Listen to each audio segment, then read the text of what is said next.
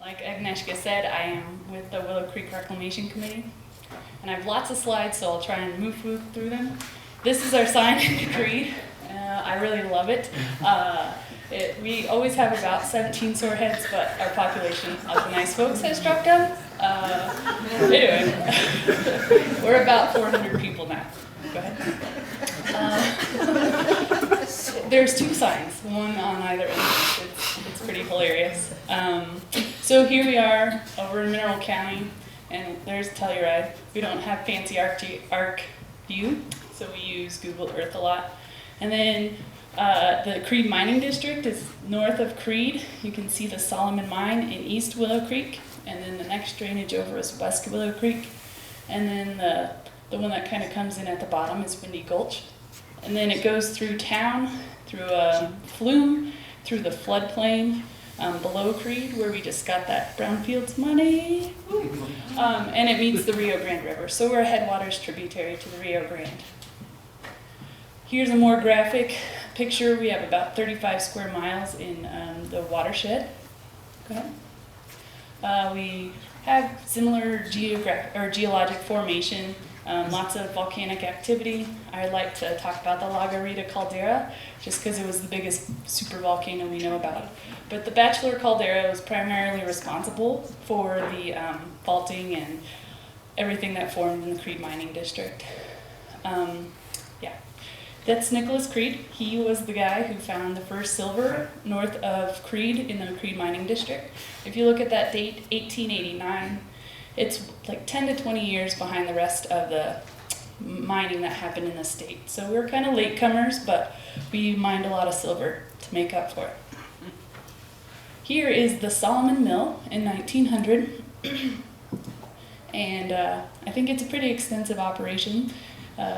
Kind of cool, there's a sluice and all this stuff going on, but notice how steep it is in that canyon. But there's some home sites as well, so it was pretty big. Go ahead. Here's in 59, and looking at downstream again. And go ahead. Then just looking at the structures during that time. Here is some photos of the same area in 1991. There's the Solomon Adit, lovely with all that orange AMD that we've been talking about. A really, really degraded riparian habitat, almost non-existent. And then you can see here that the Solomon Mine is pretty much in the same, during 91, same condition, except for all the structures are gone. And so you can see the waste rock is directly contacting with East Willow Creek, and this lower slide is just around that bend, and even more steep. So again, just to put it in context, we're going to talk about water quality, but this whole drainage, as we see every drainage, was heavily impacted by mining. So go ahead. This was 1990. This was a non-point source study done by the state in 91. And those red lines are where the state water quality standards were at the time. And then the yellow and green line just shows really the impact of the Solomon Adit. This is the water quality out of the adit, and then those are downstream in East Willow Creek. You know, cadmium and zinc are pretty high, and those are the two main metals that we struggle with in the watershed. In West Willow Creek, you see the same trend. This is the Nelson Tunnel that Mark Walker mentioned, and then those are downstream sites. Zinc is off the charts, so it's on a different page, and I didn't include it, but it's always on its own scale because it's just so much. Good. And then downstream, this was Willow Creek. Oh, we changed from dissolved to total, but we're in micrograms per liter, and you can see those state standards are still there to kind of indicate where we were at. So I think DRMS, or whatever their former name was really busy in the early 90s, doing some safeguarding of the Solomon Adit, also reducing that contact from those waste rock with East Willow Creek, and we also built a constructed wetland at the Solomon Adit, or they did. So here is the entire project area. That pink star lets you know where you are with the Solomon Mine. Go ahead. Here's the nice new adit, as in contrast to the other one. That lock is very hard to get into, even with keys. So it's very safeguarded. Good job, DRMS. And these photos are all courtesy of Bob Kirkham, who was the project manager during this time. And so to reduce contact with the waste rock, you can see East Willow Creek is flowing right along. What they did was they took out the road, stockpiled all that material, turned the creek into the old road, and then built the road back on where the creek formerly was. Yeah, there's just some more photos for you. And go ahead. And then this is some re-veg. We saw it was very poor riparian vegetation. The waste rock up there is from the Solomon mine, so this is downstream. I didn't get a photo in here before I left, but that is chock full of willows. It looks really great right now, so we're very, very happy with what they did. So here's the Solomon mine, or that constructed wetland, or bioreactor. I guess that's the new term for it. The adit is out here. The water is piped from there into there. This first cell, there's this guy here. He's standing in front of the second, but it's kind of hard to see. And then it would go to the third cell through a pipe and a French drain and go back into East Willow Creek. Go ahead. There's some lining. And here's that substrate that we talked about.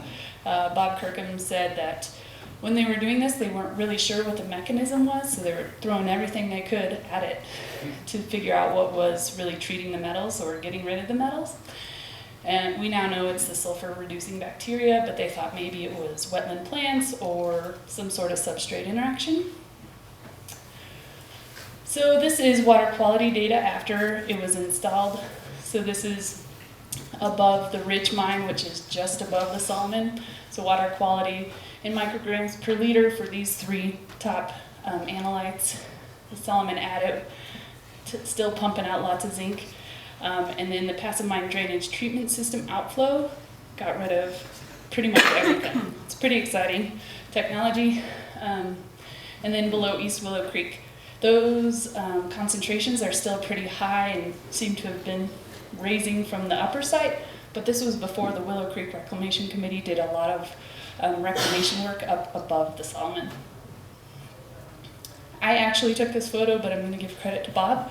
I think this was taken last fall. So this is the current state of the Solomon wetlands. You can see nothing's really happened lately because in a byproduct of that bacterial reaction is a real stinky sulfur smell. And this is along the Bachelor Loop, which is a very big tourist draw for Creed. And so people were complaining about it. So this, the berm between cell 1 and cell 2 was breached. And then, if you go to the next slide, you can see this steep canyon wall about 95. A big avalanche came and airmailed all of that mulch out of that second pond, so it was not functioning by any means. But could you go back to that slide? Thanks. So it sat for 20 years, just like it is. You can see here, there's water coming out because the drains are plugged. There's water coming out of cell 2. It really needs some maintenance. Go ahead. So this is 95 after everything happened. You can still kind of see aluminum and iron are still working because there was some limestone in that adit, but everything else was not really working. So, go ahead. Here's a really cool old photo. Many people in my position before, many generations ago, no, just years actually, created this. And I like this graphic even though I couldn't really put it together, but so these are the upper sites that we were talking about. And these show the stretch of the creek and then the loading of the zinc in pounds per day. And so you can see this upper watershed is not very bad. You get to this above Ridge Mine and some contribution, but here's the Solomon wetlands contributing 4,000 pounds of zinc. This is only zinc to the East Willow system. We have some other sources. Maybe it's where it's mixing further downstream. We don't know. But yeah, East Willow Creek, we have lots of pounds of zinc in the creek. And we see a general decrease. We primarily look at zinc. So general decrease over time in zinc concentrations. The Solomon adit is still really kicking out those high levels of cadmium, lead, and zinc. And then below the Solomon, we see a decrease, but definitely not meeting those standards. So what could we do with the Solomon? We could do nothing, but we see it's deteriorating. We could install an active treatment plant, but we have a small population. I don't know who would pay for that, but we certainly couldn't. We just passed a mill levy to build a new school, and we have about 700 residents. So we could install, and maybe this is the wrong term, but a bulkhead to block up that water, but who knows where that water would go. So we could also work on the wetlands that were there.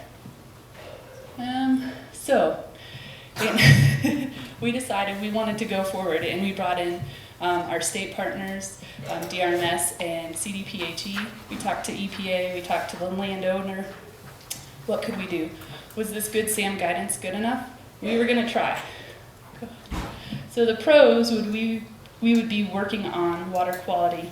It would reduce to West Willow and Main Stem. We had amazing partners, like I mentioned, EPA, CDPHE, DRMS, Trout Unlimited. The local landowner, Mineral County, agreed to be our fiscal sponsor, and we just felt that it was generally a good idea. And we applied for funding for fiscal year, money from the non-point source, formerly 319, and we were awarded $200,000 to do the project. All of the cons, except for avalanche hazards, are Clean Water Act related, and we've kind of touched on those, so I'm glad I don't have to talk about that more. Go ahead. The great thing about this site, there was no PRP. So Ty, he's not here anymore, but we want to be included in this. So we were working under a non-time critical removal action, and we got halfway through an ECA, which is a cost analysis of the alternatives that we talked about prior. And a lot of the people that we talked to look at the alternatives were either they couldn't do it with the $5,000 we were offering them, or they felt that it was outside of their scope. The more we talked about this with all of our partners, the more we felt we didn't have enough answers to make this project above board, to make it the best project we could. In addition to the concerns about avalanche control, which we know can happen up there. So these are all the other issues that we needed to address. Willow Creek is becoming a nonprofit, which is pretty exciting, but we needed to know, would it function? We have really low temps in the winter. 20 below is not crazy.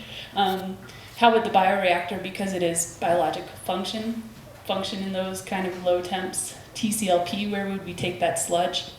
And then finalization of the project design. Another partner that I failed to mention was School of Mines, and they had already looked at these designs and presented a plan. So that is it. Hopefully I got us back on time. I was really trying to rush. I'll take any questions. I'll try and answer. Do you have any aquatic life?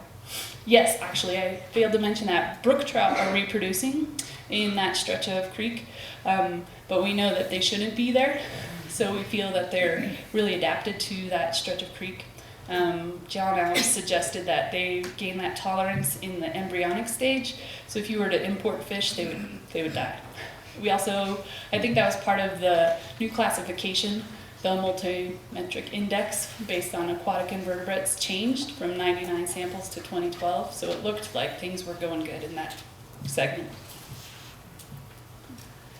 Just a comment on your bioreactor design and such. The EPA did a pilot study at the Standard Mine outside of Crested Butte at about 11,000 feet on a bioreactor, and so you may want to look at their design, and it was marginally effective at keeping the water up there, so, or at least a portion of the water. Okay. Yes, sir. I had a couple questions for you. What were the gallons per minute coming out of the King Solomon? It averages about 20 gallons per minute. We have a weir in there, and so we can monitor it. And we only sample 2 times a year. So the first try at that past the wetlands, treating 20 gallons per minute did eventually fill up. I mean, was it usable or is it still working? It's minimally functioning. Well, I don't think it's functioning anymore. It did fill up with some sludge. They're pretty full. If we were to work on it, we would have to dredge that and take that out. Or even at just 20 gallons per minute, it did fill it up. I'm sorry? Even at 20 gallons per minute, which is a pretty small amount, it did fill up those wetlands there. But it's been 20 years. So if we were to implement this, we would look at an O&M schedule to dredge those out periodically. And do you have to recharge the bacteria once in a while, or does it just keep growing? To my knowledge, it just comes. It's pretty ubiquitous, and bacteria can do a lot of cool things, so they just come, I guess. Okay, cool. Thanks, guys.